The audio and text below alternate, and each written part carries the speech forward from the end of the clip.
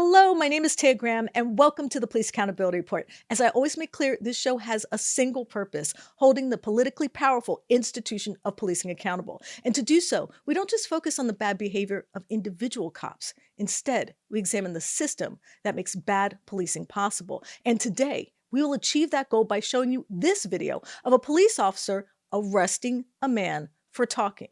I am not kidding. But it's why this cop felt empowered to abuse him and how the justice system fought to protect the officer that we will be unpacking for you today. It's a story that reveals a troubling truism that this video goes a long way towards revealing. When police break the law, it can be challenging to hold them accountable. But before I get started, I want you to know that if you have video evidence of police misconduct, please email it to us privately at par@therealnews.com or reach out to me on Facebook or Twitter at Taya's Baltimore, and we might be able to investigate for you.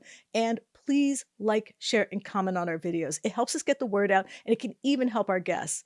And you know I read your comments and appreciate them. You see those little hearts I give out down there? And I've even started doing a comment of the week to show how much I appreciate your thoughts and to show what a great community we have. And we do have a Patreon called Accountability Reports. So if you feel inspired to donate, please do. We don't take corporate dollars or run ads, so anything you can spare is truly appreciated. All right. We've gotten that out of the way. Now, as we often discuss on this show, holding police accountable is not just difficult, but an ongoing challenge. Part of the reason for this is simple. Even when cops are caught breaking the law, the justice system often seems reluctant to punish them. And this just isn't my opinion. Today, we have undeniable proof. That's because the video I'm showing you now reveals how that system actually works. It depicts a former Baltimore police officer named Ethan Newberg making an illegal arrest that nearly destroyed a man's life. An abuse of police power that is just as shocking as it is matter of fact. But what makes this video even more troubling is how we had to fight to obtain the video and why our state's law enforcement establishment wanted to keep it secret. But first, we need to review the evidence in detail, and for that, we have this, the body-worn camera video of one of 9 illegal arrests made by Baltimore Police Sergeant Ethan Newberg. Newberg pled guilty to misconduct in office in 2023. Those charges were brought by the office of former state's attorney Marilyn Mosby in 2019, whose body-worn camera review office caught the illegal encounters and outlined charges that same year. The story of this illegal arrest actually begins in 2019 in a parking lot of a Baltimore City shopping center. There, police were writing a ticket to a FedEx driver who had stopped next to a curb to deliver a package. Obviously, ticketing a person delivering a package is questionable at best, but this video is not about a parking ticket. Not hardly. That's because another FedEx driver arrived on the scene and began to argue on his coworker's behalf, a show of driver solidarity that police soon determined was unacceptable. Now, just a note, some of the audio from Officer Newberg's camera is distorted, which we could not fix, but we still thought it was important enough for you to hear it regardless. Take a look and a listen. Ticket, there's a car behind me. I run out here. I tell him I'm ready to move my car. He tell me he can't. He got to finish it because he started writing it. Man, you don't have to finish that. And I sit there and say, well, did you get a person behind me? There was a car right behind me. Did you get a person behind me a ticket and write that stuff up for them? He like, what car? Man, you seen him. He turned right there and said, oh, that car? Man, stop playing with me. I came out here to move my car. Stop it. Oh, now it's not. I literally watched him start writing and I came right out here and said, I'm going to move my car. He going to tell me, oh, I got to finish writing it. You don't got to finish writing that.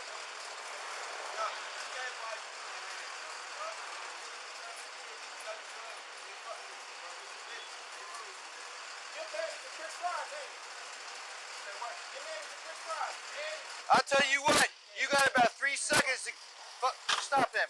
Pull him over. Pull him over. Stop him. Stop him. Now, I'm sure, like me, you were confused by this video. What exactly was the crime that the driver committed? Since when did speaking to police constitute a crime? But that brief exercise of the constitutional rights of the driver was met with a resounding show of force, cuffs, and detainment. Just watch. Driver's license and registration. Driver's license and registration. What's up? Driver's license and Get them tickets. You a bitch, man, like I said. Fake him. For what? For what? For what? I ain't do shit. For what? You're not gonna come over here and create a disturbance. Get my ID and all that, right? Call the FedEx company. Tell me the driver's under arrest. For what? For what? I see another FedEx driver getting in trouble. You're not gonna crush in officers and create a disturbance out here. Your truck's gone. Your job's gone, I hope. That's cool. You have no right to even have this job. You have no right to assault me like that. For talking to another employee? Yeah, I ain't do shit. You're not gonna cuss at the police. I didn't do Now, even after the driver was pushed into the back of a patrol car, Sergeant Newberg was not done. What you're about to see next is a point we make on this show that is often ignored or at best underestimated. That's because even after Officer Newberg had clearly made an illegal arrest, the next step he took was even more disturbing. Just take a look. Stop for another FedEx employee. Both of us work for FedEx, yo. Both of us work for FedEx. This man asked me for my ID. Well, hopefully you won't be working for him long. I gave this man my ID, right? He took my ID out of my hand and grabbed my other hand and said I'm under arrest for nothing. Nothing. You're under arrest. For nothing. Disorderly conduct. For nothing. Sir, step in the vehicle. Sir, that's crazy. Have a good day. I'm gonna work. I need someone to pick up the phone. No, I'm saying. I need your boss's number. That's what I'm asking him. I'm saying, can I get my phone out my car so I can give him No. all that information? No. I'll walk with you and all that. I'm not even going to do none of that. Like, you already got me cuffed up, man. No, you're going to jail. Okay, that's And I'm cool. calling your boss Sir, to come get your truck. That's okay. What's your boss's number? It's in my phone, in my truck. That's what I'm saying to you. What I'm happens if trying I to call explain the to him. 1-800 FedEx number? It's gonna send you to a hotline, and they're gonna send you to a runaround. That's all they're gonna do. I can literally get out the truck. Get out this car and go with you. And sir, No. it's right there inside the GPS thing. No. That's what I'm saying. Like, man, I don't have no problem with going to jail, sir. I have no issue with that. If you're gonna lock me up. It's okay. I understand you're frustrated. I understand you're mad. No, I'm not frustrated, man. You're not going to cuss at my officers. You're not going to put their life at risk. How did I put his life at risk?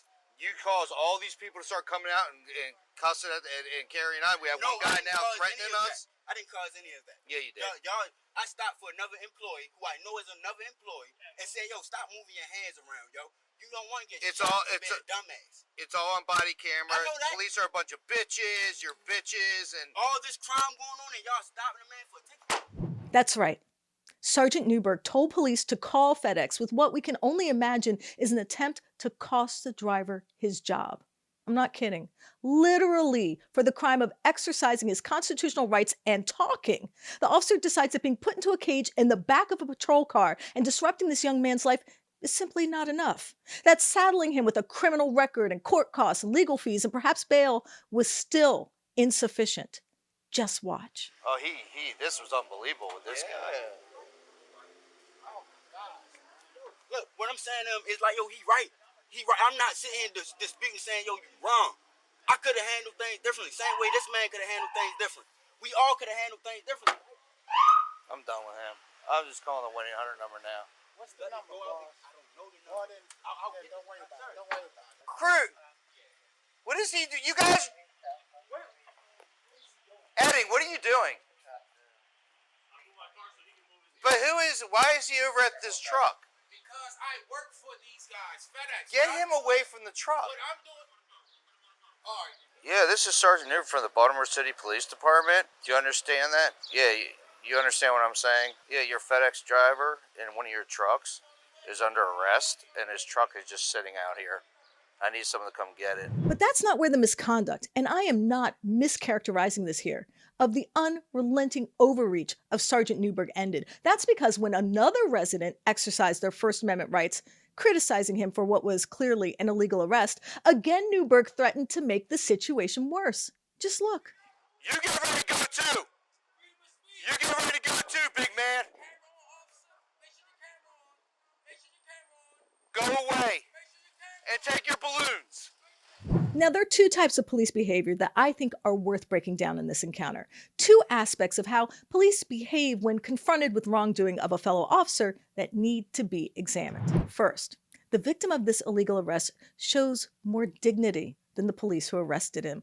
I mean, he literally tries to be understanding and even show respect for the officer after he had not had the same done for him. But above and beyond that act of empathy is how many officers who witnessed and worked with Newberg and how they stood by and allowed this illegal act to unfold, and even worse, finding ways to justify it on camera and bolster Newberg's flimsy case that this driver had committed a crime.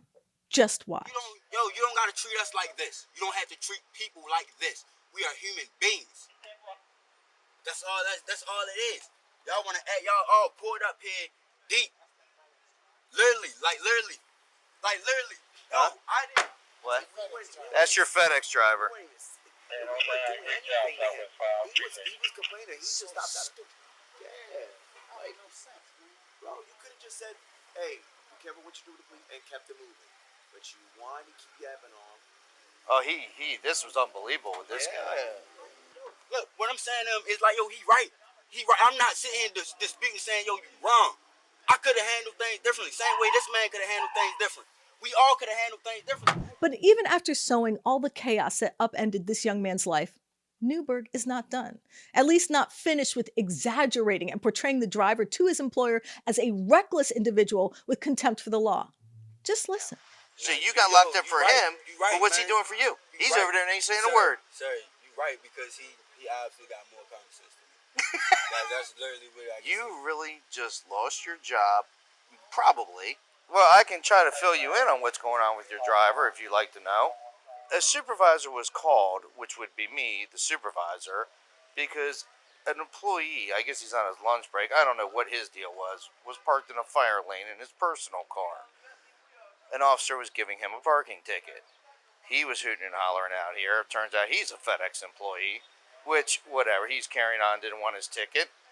Whatever, that's his prerogative. The problem became when your FedEx driver pulled up in a truck, I guess he is a fellow employee of this gentleman, stops in his FedEx truck and starts cussing at the police and making a heck of a scene. He's told to knock it off. He continues. And now he's cussing at the police, and people are gathering. I don't know what this guy's deal was, but it got to the point where, based for safety issues for the police involved, he was taken into custody. I don't know what this guy's deal is or what his problem was with the police, but now we have a FedEx truck running here, sitting in the middle of the roadway in a shopping center, and we got him in handcuffs in the back of a car. That's where we're at. Just to put an exclamation point on how troubling this entire encounter is, I want you to watch how this arrest actually unfolded and compare it to how Officer Newberg described it to his employer.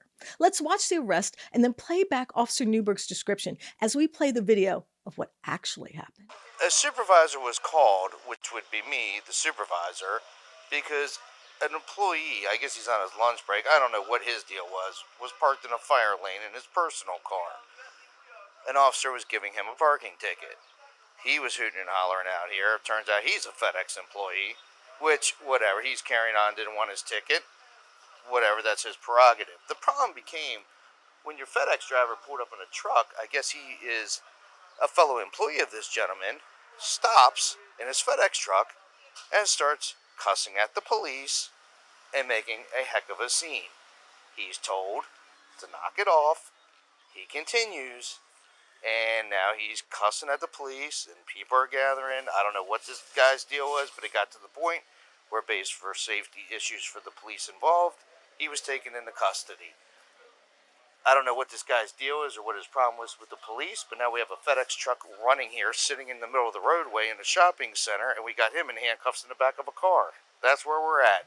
And even after all this, I think the most troubling moment of this entire ordeal occurs when Newberg, using the weapons of handcuffs, jail time, and the loss of a job to force, and I mean force, the driver to confess that he was wrong on body-worn camera. In this short ordeal of time, Newberg literally manages to violate the 4th, 5th, and 6th Amendments of the Constitution in a single conversation, shredding the civil rights of this young man and the Constitution simultaneously. Just look. Well, what I should have done is just towed the thing and not wasting my time making any of these phone calls. I'm trying to help your company out. I don't have to do all this stuff.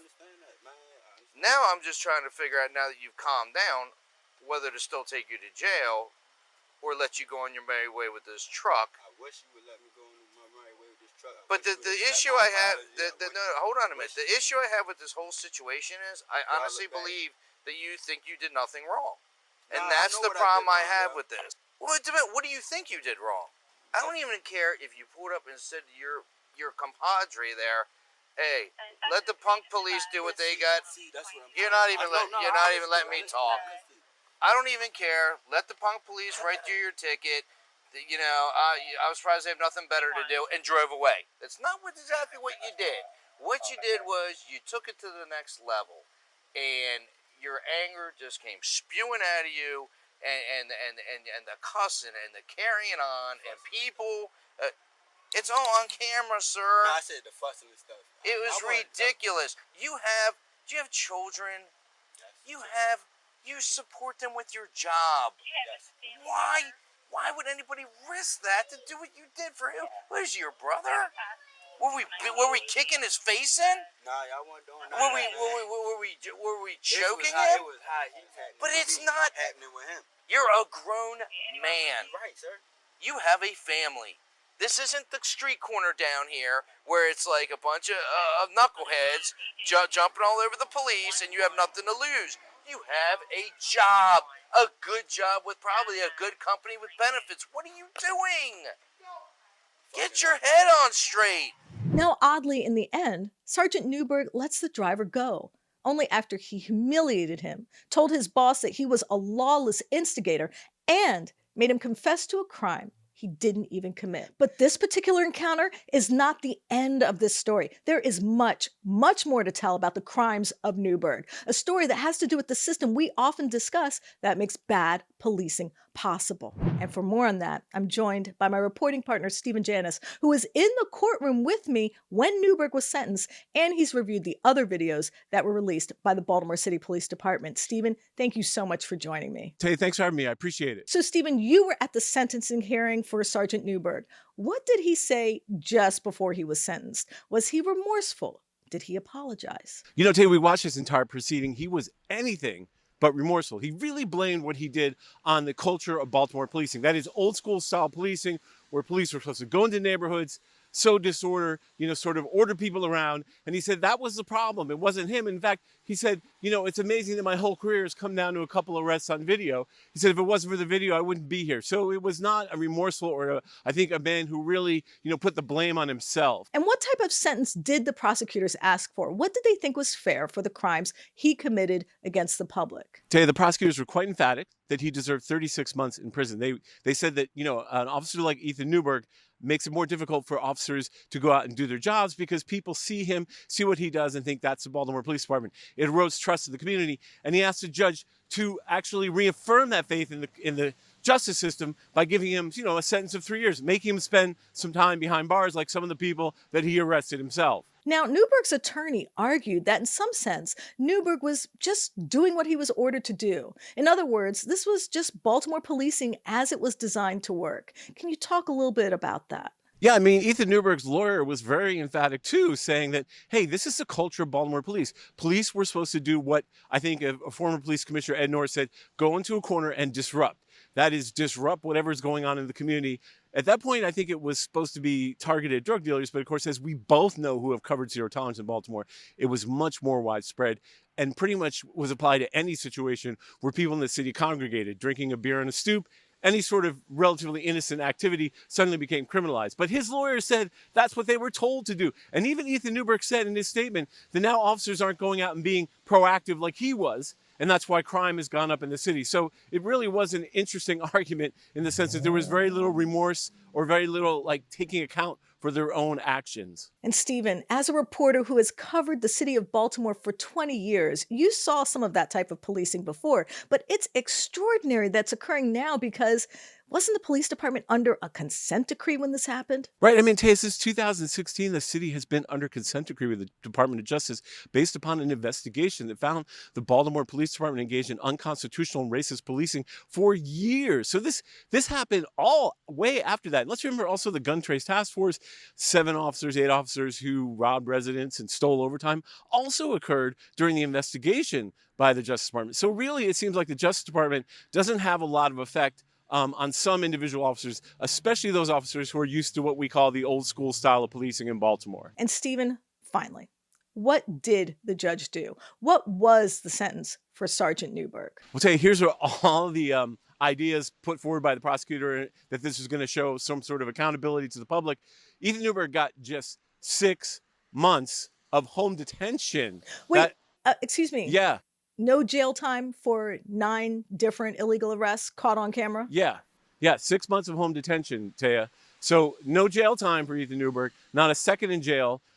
Nothing, even when I think he was actually arraigned, he went to jail for 1, maybe a couple hours and got out. So despite the fact that we've caught 9 arrests like this on video, and that the suffering of the people in the community because of his actions, Ethan Newberg will never see the inside of a jail cell. In fact, at the time, his lawyer said that he could serve his time not in Baltimore City where the crimes occurred, but in Carroll County, a suburb of Baltimore, which he said would be much safer for Mr. Newberg. So really, it was from the beginning, even though the judge seemed like he was going to sentence him to some time, the judge gave him 6 months home detention. That's what, that's what the result of what you've seen. That's why people are raising questions about this sentence, because they're saying, how on earth can we hold officers accountable if someone who's been caught on video breaking the law doesn't serve any jail time? Thank you, Stephen. Okay. I want you to think about what Stephen just revealed regarding Sergeant Newberg's punishment, or lack thereof, in the context of the idea I raised at the beginning of the show, how difficult it is to hold police accountable. I mean, the video we just watched was a perfect example of what happens when police powers are allowed to be abused, unchecked, and what it means when we allow our fear of crime to justify law enforcement that is neither lawful or effective. But there is a deeper problem here embedded in the crimes of this officer, an idea that informs why we are still dealing with these types of tactics amid efforts to reform policing across the country. To put it as plainly as possible, I have a very simple reason why police tactics like this proliferate, and that despite the best efforts of activists, and in some cases even elected representatives, they will continue to persist. A fight over something that may seem entirely unrelated to policing, but if we probe deeper, is actually one of the primary reasons this debate rages on.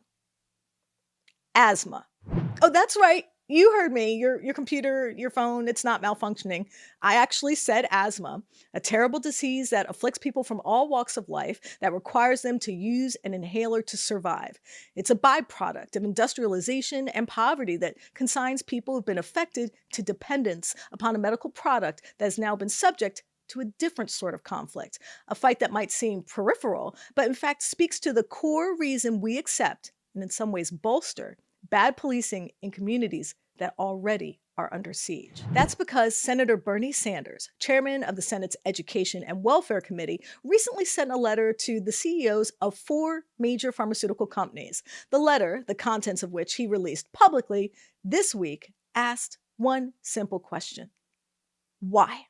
Why do 4 of the largest major drug companies in the US charge up to 10 times more for an inhaler here than they do in other countries? Why, he wondered, do the sick people in the US often go without inhalers due to their steep price, when a citizen of Germany, for example, pays just $9 for the same life-saving care? It's a critical question because, according to that same letter, some 25 million Americans suffer from asthma and another 16 million Americans with chronic obstructive pulmonary disease, and both require an inhaler to survive. And both must pay multiple times, no, exponential times what their counterparts in European countries have to fork over for the exact same medication. But of course, at this part of my rant, you're probably asking, Taya, what the heck does this have to do with a crooked cop? What does the exorbitant price of an asthma inhaler have to do with one rogue officer who decided to make one man's life utterly miserable?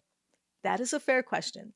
Please allow me to answer. Both are related because ultimately both are acts of violence. One, of course, is economic violence, and the other a matter of criminal justice, violence against our liberties and civil rights. But both seek to degrade our agency, our quality of life, and erode the rights of the people who are subject to them. I mean, I think we make a fundamental mistake when we limit our conversations about rights to just the specific guarantees outlined in the Constitution. Those rights are important, but they mean little to the people who can't breathe or can't afford the medicine to prevent them from suffocating.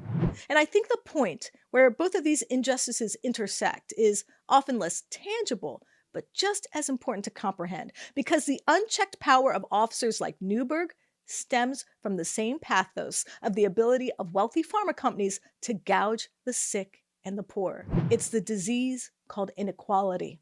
And while it starts with the big companies charging outrageous prices, it's enforced by agents of the government like Newberg, who uses power to erode our political efficacy and thus our ability to fight back. I mean, if we spend all our time defending our basic rights from one cop, how on earth can we fight the bigger battle for the right to affordable health care? If an officer of the law can break the law to break us, what chance do we have to advance or expand our rights not to be overcharged for life-saving healthcare? Seriously, when you think about it, the rights that Newberg assaulted should be the starting point, not the culmination of our rights. I mean, guaranteeing that the government can't rifle through our belongings whenever they want, or that we don't have to testify against ourselves, are not exactly the key to a happy existence. It's just a basic safeguard from tyranny. Which is why I brought up the idea of the extractive, expensive asthma inhalers in the context of over-policing. Because what community, what group of reasonable people would decide that the right to breathe should be prohibitively expensive? What type of society would overcharge people for a life-saving medication while a person in another country with the same ailment pays a fraction of the cost? Is that the policy of the greatest and wealthiest nation on earth? Is that how we perpetuate freedom and democracy? By gouging desperately ill people? Of course, there is one place where our great nation doesn't mind being generous. Yes, we might overcharge sick people, but there is a group we don't mind showering with cash and thrusting them into the 1%. And that group are cops, or more specifically, Sergeant Ethan Newberg himself. That's right, because the same officer whose crimes were captured on the video that we just showed you was actually notorious for one other rather intriguing distinction. The man who decided to cost another man his livelihood actually held a singular position in the city for which he worked that I think is entirely relevant to the topic of this show. Ethan Newberg, it turns out, was one of the highest paid employees in the entire city. In the year he made all those illegal arrests, he gained roughly $239,000 in pay and overtime, a salary that put him on par with the mayor and the police commissioner, money he made making illegal arrests and ruining people's lives. He made over $250,000 while violating the rights of Baltimore City residents just like me. So, if I take the precepts of capitalism to its logical conclusion that our free and fair market puts obvious values on goods, services, and people, there are a few conclusions that I can draw from these facts. 1. A crooked cop who makes illegal arrests is exceptionally valuable to society. His ability to conjure reasons to put innocent people in cages actually gives him a real chance of being part of the luminous 1%. Conversely, if you are sick with asthma, it is perfectly acceptable to gouge you for illicit gains. Your life-threatening condition, through no fault of your own, deserves not 1 cent of compassion from the richest nation on earth. Hardly. In fact, the powers that be have made it impossible for the government to regulate or protect your right to breathe. Instead, they have all but assured companies that they can charge you whatever they want. That they, the rich CEOs and greedy shareholders, can reach into your pockets and extract every single penny in exchange for life-saving medicine you cannot live without. So as you can see, it's easy to ascertain what this country values and what rights really amount to. A calculus I can outline for you before if you're keeping score at home. The crooked cop, he is enriched. The sick, they are impoverished. The innocent, jailed. The CEOs showered with cash. The people ignored. Our rights diminished. Our health monetized, and our freedoms limited. These are the inequities we have to fight. These are the values we must rethink. This is the justice that we deserve and we must demand, because all of it is worth fighting for. I have to thank Stephen Janis for his intrepid reporting, research, and writing, and standing with me in that courtroom and helping me fight to get those body camera videos. Stephen, thank you so much. Taya, thanks for having me. I appreciate it. And I want to thank mods and friends of the show, Noli D and Lacey R, for their support. Hi, Noli D. And a very special thanks to our Accountability Reports Patreons. We appreciate you, and I look forward to thanking each and every one of you personally in our next live stream, especially Patreon associate producers John E. R., David K., Louis P., Lucita G., and super friends Shane B., Pineapple Girl, Chris R., and Matter of Rights. And I want you watching to know that if you have video evidence of police misconduct or brutality, please share it with us and we might be able to investigate for you. Please reach out to us. You can email us tips privately at par@therealnews.com and share your evidence of police misconduct. You can also message us at Police Accountability Report on Facebook or Instagram, or at Eyes on Police on Twitter. And of course, you can always message me directly at Taya's Baltimore on Twitter or Facebook. And please like and comment. I really do read your comments and appreciate them. And we do have the Patreon link pinned below, so if you feel inspired to donate, please do. Anything you can spare is truly appreciated. My name is Taya Graham, and I'm your host of the Police Accountability Report. Please, be safe out there.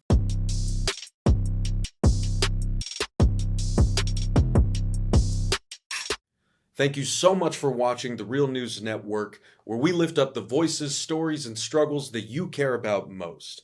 And we need your help to keep doing this work, so please tap your screen now, subscribe, and donate to The Real News Network. Solidarity forever.